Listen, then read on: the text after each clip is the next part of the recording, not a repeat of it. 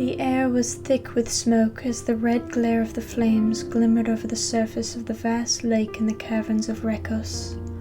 Rachel sat in hushed suspense, leaning forward uncomfortably on the unwelcoming wooden chair, the Dark Lord turning slowly to face her as he stood before the fire. The glow of the fire danced in a red haze across his face, his eyes looking more sinister than usual as they met hers. Dovain's voice softly resounded across the caverns as he alluded to his point in a silky tone. "I have a proposition for you. Your people of Kenedek have suffered a great tragedy with the destruction of your city. So, I am offering for my men, the exiles, as you refer to them, to rebuild Kenedek. Every stone placed exactly where you request, every home and storehouse rebuilt according to your wishes. Your surviving followers will be protected and provided for, and they need not fear Salvador. I will put an end to his attacks. When the city is rebuilt, your people shall return to a time of peace," he finished, staring intently into Rachel's eyes as he waited for her to speak. Rachel was beyond stunned. Not only was Dovain offering to rebuild her city, but also to protect the last of her people from Salvador, who would otherwise surely destroy them. But she would not be hasty to trust Dovain, for she knew his reputation well, and forced herself to remember what she had been told about the Dark Lord since she was a child. So, feeling a surge of doubt in the back of her mind, Rachel boldly asked, "And for this, what do you ask in return?" Dovain nodded deeply, with a flicker of a grin appearing at the corner of his lips. Rachel furrowed her brow at him as she tried to determine what he was thinking. But Dovain made no secret of his intentions as he went on to say, "What I ask may seem like a great sacrifice to you, but I trust that you are a sensible girl, Princess, and that you would be willing to make this sacrifice in return for the safety of your people." Rachel's attention was sharp as she muttered, "Tell me what you ask." He drifted back to his chair where the sleek wolf was sitting upright, watching with the same intentness that Rachel watched him with, and Dovain sat down beside her, looking deeply into her eyes and searching them for any reveal of her thoughts. But Rachel resisted his gaze, shielding her mind from him. So, lost as to what her feelings were, he explained, "I know the laws of your kingdom well, those set upon the royal household by the council of the temple, supposed wise men who have proclaimed that a princess alone cannot inherit the throne of Kenedek. Your people, your kingdom, they are not yet yours. In order to inherit the crown as queen, your people require that you have a king. So this is my proposition. I will rebuild your kingdom. I will provide for them and protect them against their enemies. In return, I ask only for the right which was given to you at the moment of your birth, a right which is yours to bestow upon whomever you seem worthy. Grant me that place at your side, so that I may unify our people and restore peace unto our lands. What I ask is that you accept my hand in marriage and make me your king." Rachel stared at him for several long moments. Her jaw had fallen and she stared at him dumbfounded. But after some time, once his words had processed in her mind, she bitterly answered, "I would rather let my kingdom burn." But she did not give him the opportunity to respond to the insult, and she went on, "Even to consider making you my king would dishonor the countless innocent lives you have taken over the years out of spite against the goddess, and I will not vindicate your actions." She waited for the spark of rage to ignite in his eyes, but instead only a coldness met her gaze as he whispered, "Did you say innocent? Innocent people? Oh, my dear deluded princess, your people are far from innocent." Or can it be that you do not know the history of your land? It would seem not. Well, then it is my duty to enlighten you. It was long before your time, my dear, when the goddess Lorona had only been overseeing the Northern Isles for a short time. Her land was young, and her people were innocent. I, if you can believe, was innocent, born of beloved parents into a caring home. But I was robbed of that at an early age. You see, before Lorona came to be goddess of the Northern Isles, she was human, a queen over the land, and her people adored her. But when she died at a very young age, her people were heartbroken. So, the heavens granted her the title of goddess and made her a ruler over the land again. But by that time, her people had already appointed a new ruler. Ah, I can see the surprise in your eyes. You did not know that part of the story, did you? Yes, a new ruler, a king, had taken Queen Lorona's place on the throne. But when she returned to reclaim her throne, the king refused to surrender it. So, with an army of loyal followers, the goddess Lorona stormed the castle, executing all who stood in her way as traitors, letting no one stop her from reaching the king. My parents were workers in the castle, my mother a maidservant, and my father a guard in the throne room. Both of them were killed in Lorona's attack, along with countless others. Among them, our king was captured and killed, and his people were forced to flee into the forest. I, a mere child, was taken from my home, told of the gruesome fate of my parents and our king, and was forced to escape with the others. It was in the mid of a brutal winter, and no doubt we would have died that very night, if the heavens had not shown us a small drop of mercy. A band of gypsies were traveling through the same part of the forest, and discovered us wandering about in the blizzard. They took us into their camp without hesitation. Oh, how very little they had! But they spared enough for us. We were content with the gypsies, grateful for their care.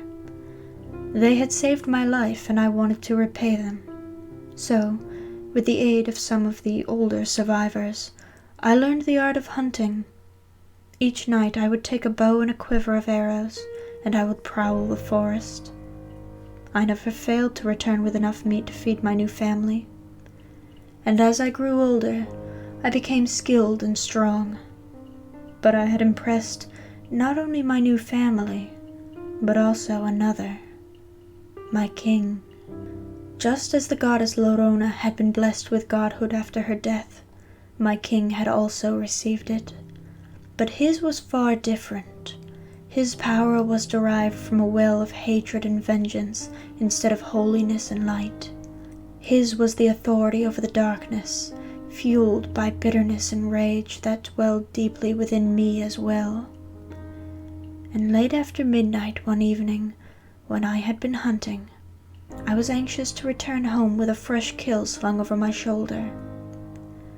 That's when I heard a voice call to me from deep within the dense and misty woods. It came to me in a haunting chime, and it beckoned me closer.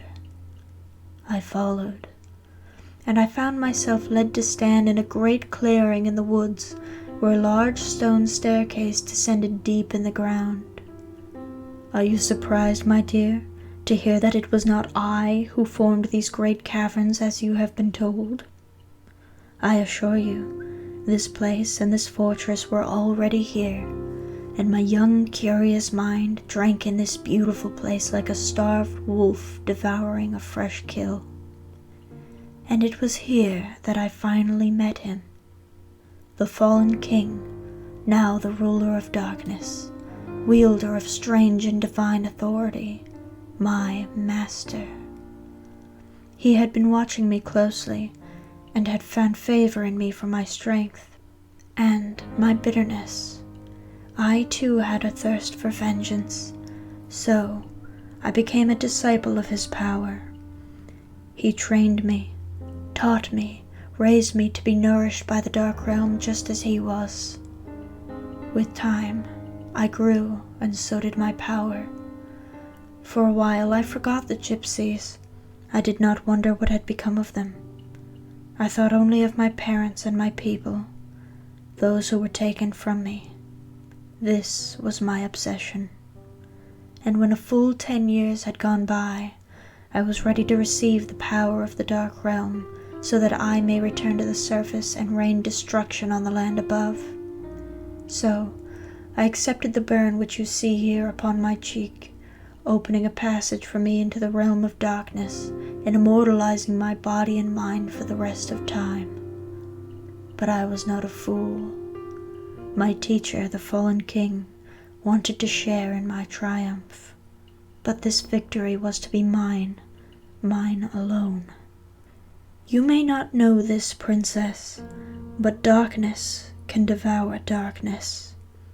The blanket of night can consume all traces of a shadow. By this I mean that, with my authority over a place which your imagination cannot even dare to conceive, I could rise against my teacher, and in the end, he could not withstand my power. I claimed his place as the king of darkness, and when the deed was done, I turned my mind to other matters of the surface. I had not been there in many years, and when I emerged from the staircase, a cool dew had fallen over the forest, and a chilling breeze swept through the northern aisles. I felt an emotion which I struggle even now to describe: elation, exhilaration, and an intense longing to unleash my wrath upon the goddess and her people. And I wreaked havoc on my lovely forest. Earthquakes and winds, blizzards and thunderstorms. At my command, the trees spat down their bristles and tumbled to the ground, the roots withering like worms. I blazed a path through these woods as I stormed toward Lorona's castle, and as I passed through the forest, I was met with familiar faces, the gypsies, and the survivors from the attack so many years ago. My friends, my people, they joined me in my rampage, but their loyalty came with a great cost. You see, with the power of the dark realm, I am immortal, and I can bestow that same immortality on my servants if they accept the burn of the dark realm, just as I did. And as the numbers of my army of followers grew, the attention of the goddess Lorona had been drawn. The northern kingdoms were under her supreme rule, but she became afraid as we drew closer, becoming more mighty with every passing hour. Word reached me that her people were referring to us, we who bore the seal of darkness, as the exiles of the goddess. She had declared me a traitor, and ordered that I and all who followed me be captured and killed without hesitation. But her orders were never carried out. You see, over the years, a wicked rumor had come to life, lies of prejudice, that the goddess whose heavenly beauty was embodied in a form with glorious golden hair, favored the men who resembled her above the rest. The Favians they were called, men of golden hair, and for this trait they were being hunted and killed. This great divide in the goddess's land spread faster than it could be stopped, and the Favians were forced to flee for their lives into the forest. My forest. Your people drove them to me, princess. Even before I reached your land, you were already divided. So, I put aside my rampage for the time being, and I welcomed the Favians into my realm, and granted them the protection of my followers. Yes, my exiles guarded over the Favians, and protected them against your people. But the Favians were not cowardly people, and they were furious that they had been driven from their homes by their own countrymen. So they returned the attack with equal zest. The dark-haired men and the Favians confronted finally on the march across the great meadow of Callister, and you should have seen it. A blur of light glinting off of silver, the swarm of men bellowed louder than thunder, and surely they would have ended one another there. But fate intervened. Your goddess had chosen a man, Altama his name was, to put an end to the war. She had appointed a hero, or so we thought. He was supposed to put an end to the conflict and reunite the Favians with the kingdoms, and he did exactly that. But that was only the beginning. You see, when your goddess had chosen Altama as her hero, she had given him a silver battle axe. This, as I am sure you have heard, was no ordinary weapon. The blade had been formed by the very light which emanates from Lorona's glorified head, the light of the heavens. I told you earlier how I overthrew my master, how darkness can devour darkness if it is strong enough. But even my power, drawn deeply from the wells of the Dark Realm's boundless supply, is still vulnerable to one thing, and that is the light. But not just any light, for fire is my ally, and the sun rises and sets without consequence to me. No, a certain type of light, a very special kind, heavenly light, the only thing capable of piercing through my darkness. But such a light holds unspeakable power and should never leave the realm of the heavens. But there was an exception. Altama's battle axe had been formed from this very light, my one and only weakness placed into the hands of a fiend. For you see, it is my power over the Dark Realm that grants my servants immortality. But when my power is severed from them, they are helplessly, vulnerably mortal. So, when the war against the Favians was over, Altama turned his attention to my people. The exiles, traitors we were called, murderers, monsters. But the true monster was the man you exalted as a savior, and he proved his wickedness quickly. We had not even begun our attack yet, for I had been occupied with aiding the Favians, when Altama began his attack on us. My people, one by one, were cut down by his blade. They hid, ran, begged and pleaded for mercy, but he showed no sympathy, and in a blind prejudice for their seal of darkness burnt upon their faces, he executed them by the dozens. But he had pursued them into the forest, my forest, princess. All that I commanded over the trees and the earth and the wind and the storms I unleashed, and I took to the forest myself and I searched everywhere. But my wrath remained unquenched as days, weeks passed without any word. The attacks had stopped, and the forest was quiet. I never saw him again, but the damage had been done. My people, the last of those who had fled during Lorona's overthrow, had been among the first to be cut down by Altama's blade. It was many weeks before I discovered what remained of their camp. They had tried to run. Some had been asleep, and others were knelt down with their hands still knitted together in a begging position. But all of them had been killed. My mother, my father, my friends, my people who had no chance to defend themselves, executed for crimes they did not take part in. And now that you have heard my story, I do not deny that I despise your goddess, or that the blood of many men is stained upon these hands. But know that my people have suffered far greater tragedy at the hands of your goddess and her hero, and no one has felt the pain of that loss more than I have. So before you speak to me again about innocence or injustice, I advise you to think well on what I have told you." Rachel had been listening silently for a very long time, and now that she was free to speak, she could hardly respond. She knew well what she had been told about Dovain and the exiles, but this story made her question everything she had ever known. The pain in his eyes was all too real, and she could feel the hatred burning inside of him as he spoke of the goddess and her hero Altama, both names she had been raised to honor. Rachel knew how Dovain must have felt, as her people were similarly hunted and killed, destroyed by Salvador's men. So, despite any doubts in her mind, she could not help but sympathize with him, and found herself offering a word of comfort.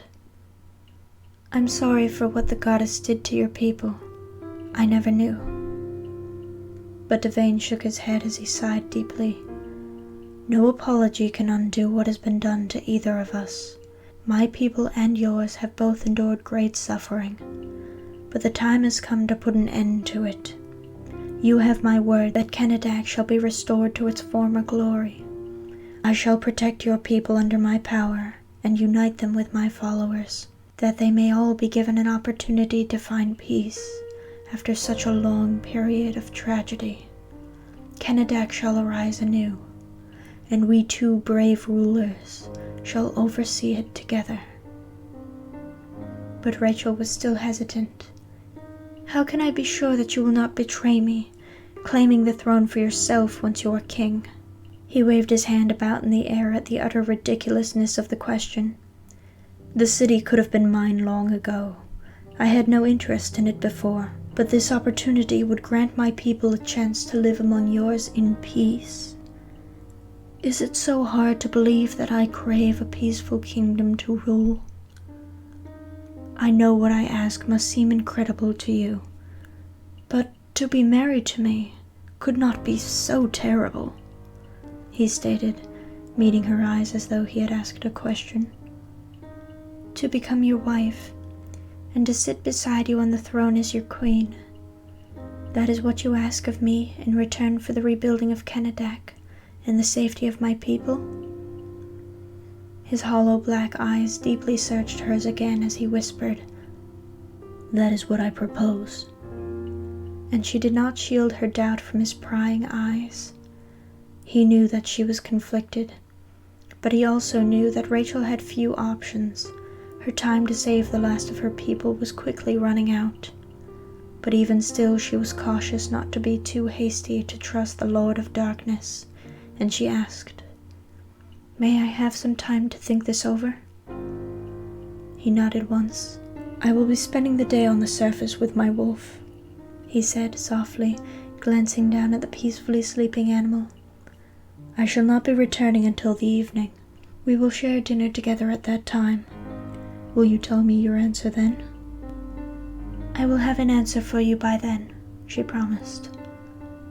"Very well," he said, nodding again as he rose from the chair, waking the wolf at his feet as he offered her his hand to rise, and she too stood, feeling the pain in her back from being seated for so long, and he drew her hand to his lips and placed a gentle kiss on the tip of her fingers. His lips were icy cold, but his breath was warm as it ghosted across her fingertips as he bid, "Until tonight." And with that, he released her hand, his cloak flaring as he turned about, vanishing through the doorway. Rachel stared into the empty doorway for several moments, her hand still floating out where it had been held a moment ago. Dovain's proposal repeated again and again in her mind. She would have much to think about before he returned later that night. She had to decide if restoring her kingdom and bringing peace between her people and the exiles was worth the cost, binding herself, mind and body, to the Dark Lord Dovain, King of Exiles, for all of eternity, as his wife and his queen.